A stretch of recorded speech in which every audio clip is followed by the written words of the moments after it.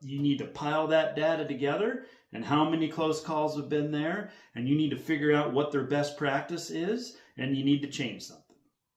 But you have to look at the individual controllers. You can't do this on automation alone, and you can't expect cockpit automation because you have ADSB and you have TCAS. I won't get into that because we're talking about all these different terms, but inside the cockpit of these airplanes, yes, you have traffic and collision avoidance. And I know a lot of people have talked about these accidents, and you can hear about what was going on in those cockpits as far as just what normal things occur and why they wouldn't be deviating, or they are deviating or whatever.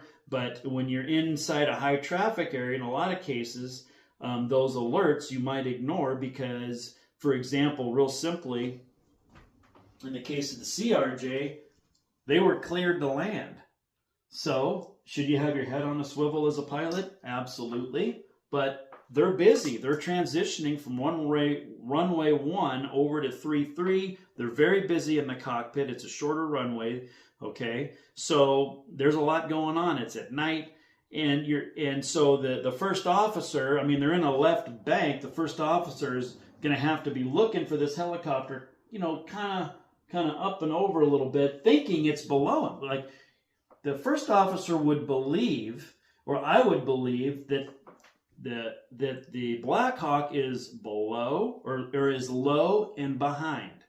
So if you are looking, and the wing is pretty far back on the CRJ, but if you're the first officer and you are looking for traffic, you would be looking low and behind, not he would have to have looked. So let's say you got 12. He would have been, so the Blackhawk basically would have been 2 o'clock level with, it would have been 2 o'clock low because they're descending, right? But he's thinking that they're behind and low, 200 feet, because they've flown that approach numerous times. So I would be looking over here, not there. I'd be looking, you're going to be looking at your 4 o'clock position maybe, or something like that. The whole thing, so there's really nothing the CRJ pilots could do. So what ends up happening is the confusion taking place inside the cockpit of the UH-60.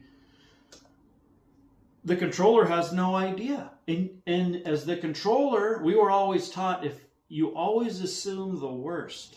You always assume the worst. Because if you assume the worst, then what do? Separate. Just maintain separation. A midair collision of a commercial airliner is the last thing that should ever happen. Like, it should never happen. Ever. Not even, so when you read about these 15